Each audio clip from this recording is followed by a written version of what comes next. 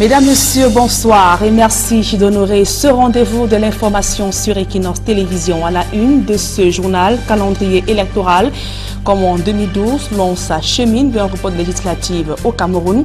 Le projet de loi portant prorogation du mandat des députés a finalement été déposé après plusieurs jours d'attente. Les élus du peuple se penchent sur le texte à l'Assemblée nationale. On fait le point dans ce journal. Et puis en sport, la polémique ne cesse d'enfler dans les milieux du sport. Autour de l'arbitrage vidéo au mondial Russie 2018, le refus d'accorder un pénalty au Nigeria est venu relancer le débat sur les chances des nations africaines à pouvoir remporter un mondial. Voilà pour le sommaire.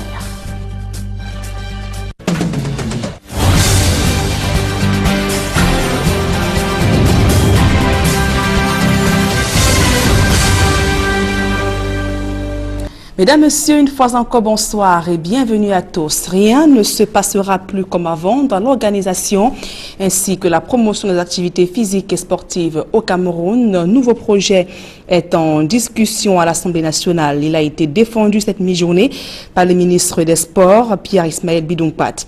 Le projet de 109 articles met en place une régulation sportive de troisième génération et jette les bases d'une politique sportive et tout en assurant une complémentarité harmonieuse dans le droit sportif interne, celui issu des fédérations nationales et droit sportif international.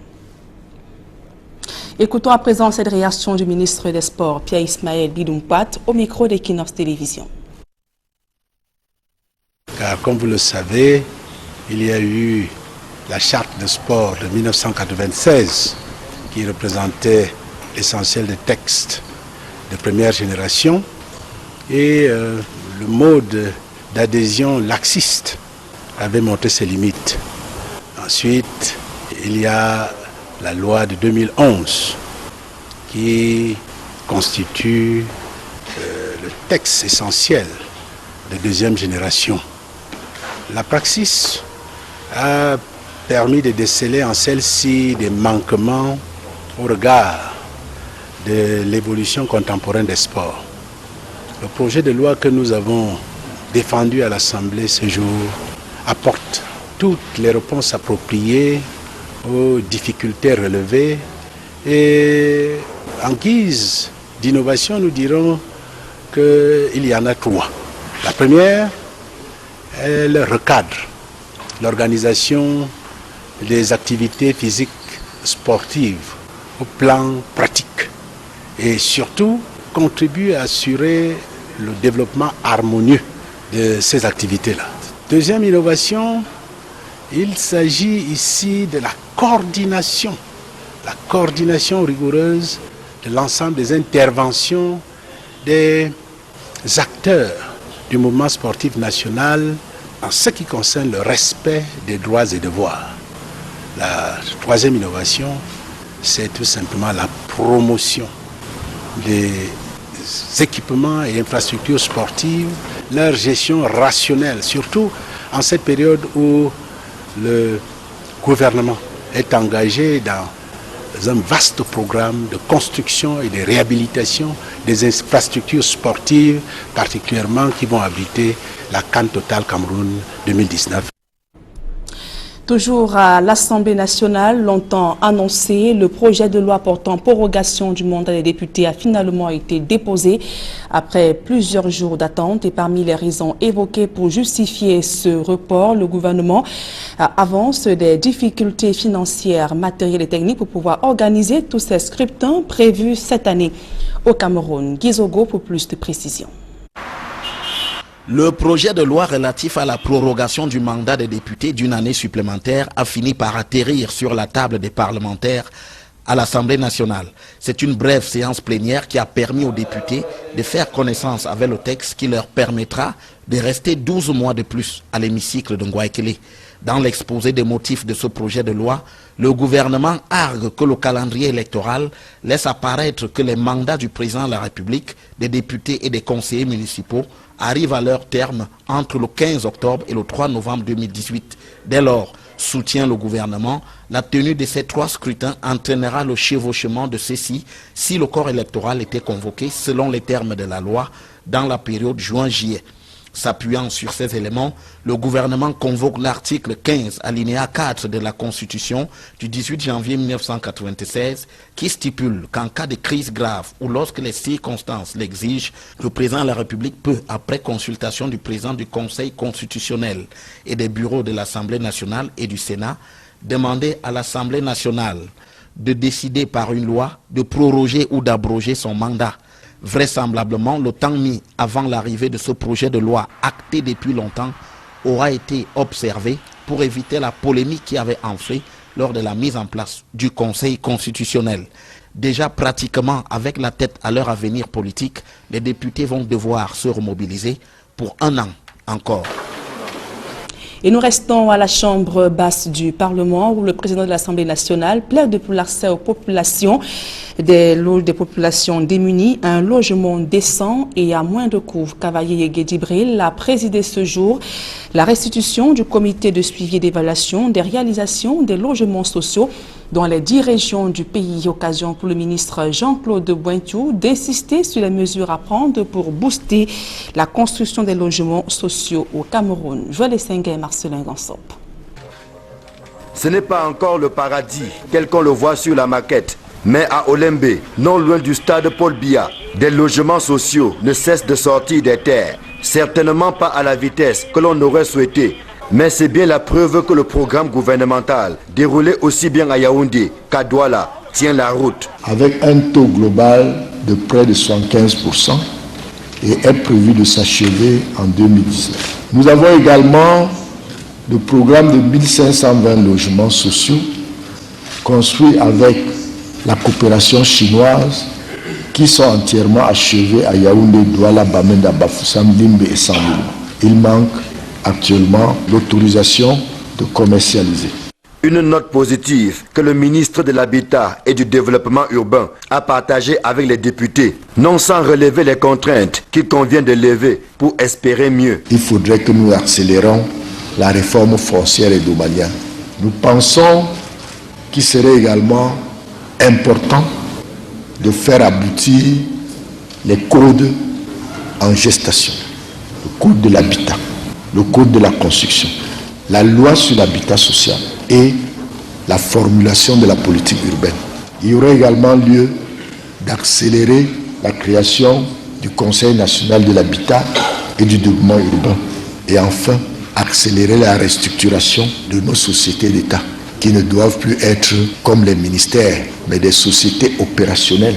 Au nom des populations dont ils sont les porte-parole, les députés, par la voix du président de l'Assemblée nationale, ont émis le vœu de voir les Camerounais démunis accéder à un logement décent et à moindre coût. Une vision partagée par Jean-Claude Mbouenchou, pour qui les logements actuels ne sont pas à la portée des cibles que sont les étudiants, les personnes handicapées, les réfugiés et autres personnes ayant un faible pouvoir d'achat. Aussi est-il devenu impératif de prendre des mesures qui s'imposent. Au plan financier et fiscal, nous pensons qu'il serait mieux d'accélérer ce fonds spécial pour l'habitat et de mettre véritablement un marché hypothécaire pour l'immobilier. Les enjeux dans le secteur de l'habitat sont donc cuisants et criards au regard du déficit à combler, qui était d'1 million de logements en 2011.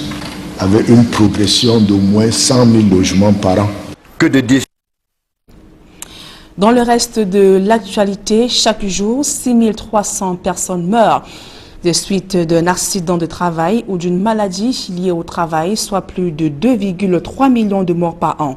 Ces chiffres alarmants ont été révélés par le ministère du Travail et de la Sécurité sociale. C'était au cours d'un atelier de sensibilisation ouvert ce jour à Douala. Durant 3 jours, les participants, à savoir les délégués régionaux et départementaux du travail et de la sécurité sociale, des membres du programme Pays pour travail décent et certains partenaires sociaux vont cogiter dans le but de susciter une prise de conscience chez les acteurs du monde du travail, dans le but d'améliorer le taux de déclaration des risques professionnels et de permettre à l'administration publique d'avoir une meilleure maîtrise des risques et leur impact sur l'économie et la société.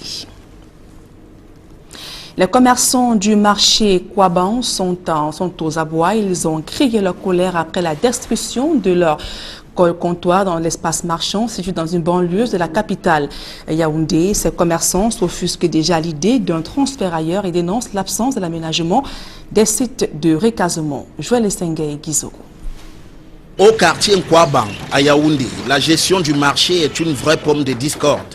Les autorités administratives, au prétexte de désengorger le grand carrefour attenant au marché, ont lancé une opération de déguerpissement qui passe mal. Les commerçants dénoncent le non-respect des clauses qui ont conduit à leur installation sur ces lieux. On s'est entendu qu'on occupait le site moyennant quelque chose. Au jour d'aujourd'hui où mes syndiqués respectent cet engagement depuis pratiquement 5 ans. Et on occupe le site en attendant que la mairie trouve un site et viabilise le site et nous allons partir. En effet, il apparaît que l'occupation de cet espace par les commerçants s'était fait de commun accord avec la famille propriétaire de ce terrain qui le cédait contre rémunération. Avant d'entrer pour une boutique, on doit verser une somme de 70 000 à 80 000 francs CFA. Ça, c'est comme caution d'entrée. Et puis pour installer, il faut verser 3 mois de loyer d'avance ou 4 mois ou 6 mois. Ça dépend de votre négociation. À en croire les commerçants, ce déguerpissement est en fait la conséquence de l'acquisition de cet espace par un opérateur économique réputé. Il savait que Santalus s'est acheté une parcelle de terre sur le site et tout le monde est menacé. Et je ne crois pas que je ne savais pas que ça devait se passer ainsi, d'autant plus que nous sommes dans un état de droit. Mais les autorités administratives présentes sur les lieux, dont le sous-préfet de Nkola Famba, indique tout en refusant de s'exprimer au micro d'Equinox Télévision qu'il s'agit d'une opération de désengorgement du carrefour jouxtant le marché de Nkwabang, soumis selon elle à l'incivisme des commerçants. Le maire n'a pas également répondu aux sollicitations d'Equinox Télévision. Selon le sous-préfet, les commerçants doivent rejoindre le nouveau marché, un point sur lequel la Confédération syndicale des travailleurs du Cameroun, CSTC, met un bémol. Il a été proposé un site appartenant à M. Akonose et je voudrais vous dire qu'un jour nous arrivons là-bas pour tenir une réunion et c'est la famille à qui appartient ce site qui est sorti de second pour dire qu'Akonose leur devait encore de l'argent. À ce moment, j'ai dit au maire, il y a problème. C'est une ligne sur laquelle les commerçants campent et disent attendre un marché digne de ce nom. Nous attendons que le maire construise un marché digne de ce nom et qui vienne enregistrer tout le monde. Là, quand chacun quitte dans sa boutique, c'est pour aller entrer dans une autre. C'est comme ça que ça se passe.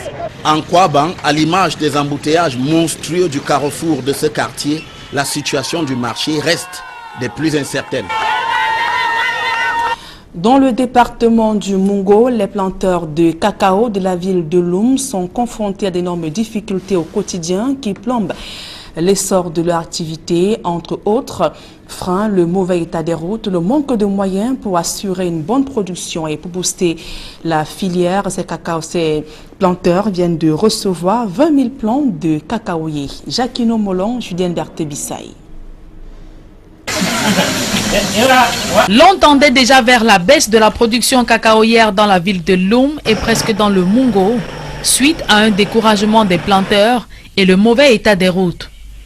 Impossible pour plusieurs d'entre eux de concevoir des pépinières faute du manque de formation. Dans le but de relancer cette filière, plus de 20 000 plants de cacaoyers ont été distribués à plus de 100 jeunes de la ville. On s'est rendu compte qu'à un moment donné, que les gens étaient un peu découragés de s'intéresser à la filière cacao. Et nous, dans notre politique, avec des petites formations qu'on a eues avec l'encadreur du Minader, a pensé à un moment donné qu'il fallait que s'implique en produisant des plants améliorés de cacaoyers pour pouvoir permettre aux producteurs d'augmenter la superficie des champs. Une initiative appréciée des autorités administratives qui, reconnaissant les insuffisances des pouvoirs publics, invite les âmes de bonne volonté à leur emboîter le pas. Il faut que nous-mêmes, les citoyens, nous soyons conscients de ce que les besoins des populations sont énormes. Ces besoins évoluent en fonction du progrès de la société. Je crois que tout le monde joue sa partition Et de cette manière, nous allons vraiment accompagner les pouvoirs publics qui, depuis les années 80, comme je l'ai dit, n'ont plus assez de moyens pour résoudre tous les problèmes sociaux. Les planteurs, qui apprécient également ce don, lancent un cri de détresse à l'endroit des pouvoirs publics. Que l'État nous soutient avec les engrais, les produits phytosanitaires et puis l'entretien de la route. Des doléances qui méritent réponse. Et parlons à présent des 11e journée nationale du management, débutée ce jour au siège du JICAM à Douala. L'édition 2018 donne une place de choix au digital qui permettra aux entreprises d'être plus performantes. Reportage. 11e édition des Journées nationales du management s'est ouverte ce 27 juin 2018 au siège du JICAM. Organisée comme depuis le départ par le PANES, l'édition de cette année regroupera pendant 3 jours des experts du management et des chefs d'entreprise. Les travaux s'articuleront autour du thème « Gestion de l'information, prise de décision et suivi d'exécution avec en bonne place l'utilisation du digital ». Nous parlons de gestion de l'information. Vous savez bien qui dit information, dit outils de collecte, de traitement, de sauvegarde et de sécurisation de l'information. Mais on parle aussi du suivi de l'exécution. Dans une entreprise, vous avez par exemple 3000 personnes.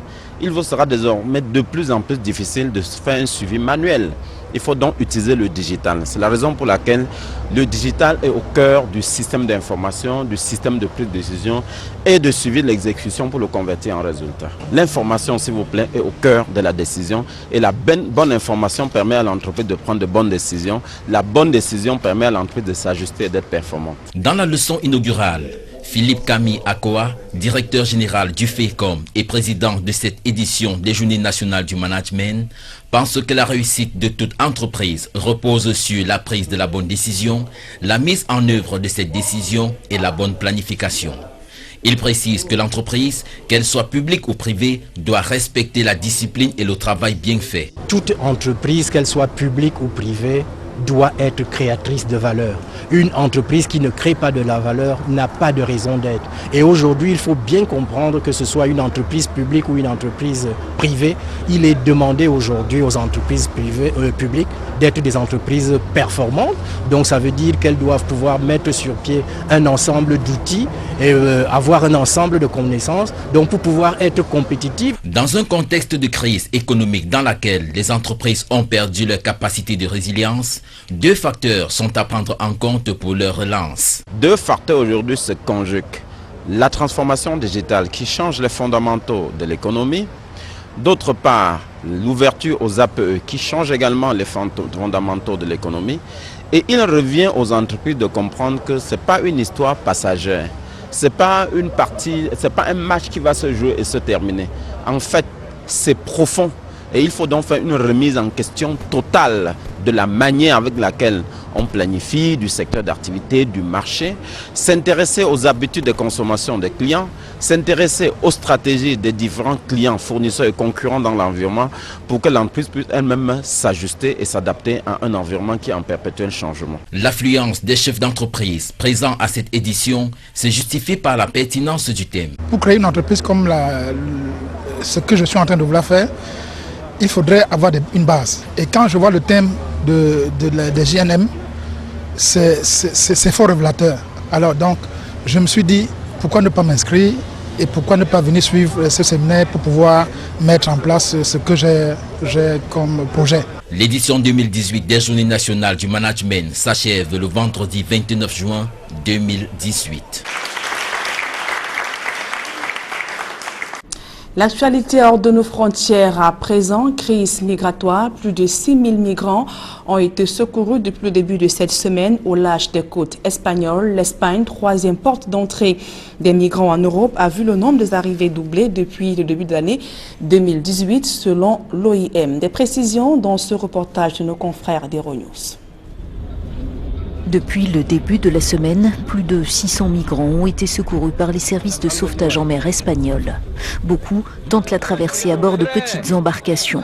Ceux-ci ont été débarqués dans le port d'Algeciras en Andalousie après avoir traversé le détroit de Gibraltar, le trajet le plus court entre les continents africains et européens. Je savais que je pouvais mourir, mais Dieu sait que dans ma vie, jusqu'ici, je n'ai rien fait de mal. Je pense que les gens qui veulent fermer les frontières ont tort, parce que les migrants ne viennent pas ici pour faire du mal. S'ils viennent ici, c'est pour avoir une vie meilleure.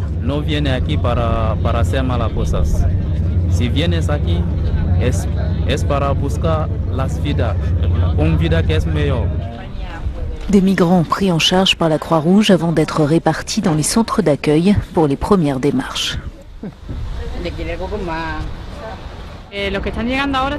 Ceux qui arrivent actuellement arrivent en bonne santé. Nous n'avons pas observé beaucoup de cas d'hypothermie ou autres. Dans les derniers jours, c'est vrai, des personnes étaient arrivées avec des brûlures, en particulier les Maghrébins, parce qu'ils viennent à bord de bateaux à moteur. L'Espagne, troisième porte d'entrée des migrants en Europe, a vu le nombre des arrivées via la Méditerranée doubler par rapport à l'an dernier, à la même période. Et toujours à l'étranger, cette fois-ci au Maroc, les manifestants du Irak, mouvement de contestation sociale, ont été condamnés à de lourdes peines allant jusqu'à 20 ans de prison. La chambre des criminels de la cour de Casablanca a rendu son verdict hier soir. Ils sont accusés de complot visant à porter atteinte à la sûreté de l'État, une fois de plus, erroneous. Malgré les protestations de leurs partisans, les 53 militants qui comparaissaient devant la cour d'appel de Casablanca ont tous été condamnés. Parmi eux, Nasser Zefzafi, le leader de la contestation populaire qui avait secoué la région du Rif dans le nord du Maroc en 2016 et 2017. Il a écopé de 20 ans de prison pour complot visant à porter atteinte à la sécurité de l'État. Presque tous les accusés ont été condamnés à des peines de prison. Seul un sur les 53 s'en sort avec une amende de 5000 dirhams. C'est à l'issue d'un procès de 9 mois et en l'absence des prévenus que le verdict a été prononcé. Ils ont boycotté les derniers jours d'audience pour protester, je cite, contre la partialité de la justice. Les manifestations avaient débuté en octobre 2016 dans la ville d'Al Hoceima après la mort d'un vendeur de poissons accidentellement broyé dans une benne à ordures. Cristallisant les frustrations de la population dans une région marginalisée et pauvre, elles avaient duré près de 10 mois. Mesdames, Messieurs, c'est la fin de ce journal. Merci pour votre aimable attention et passez d'agréables moments en compagnie de nos programmes.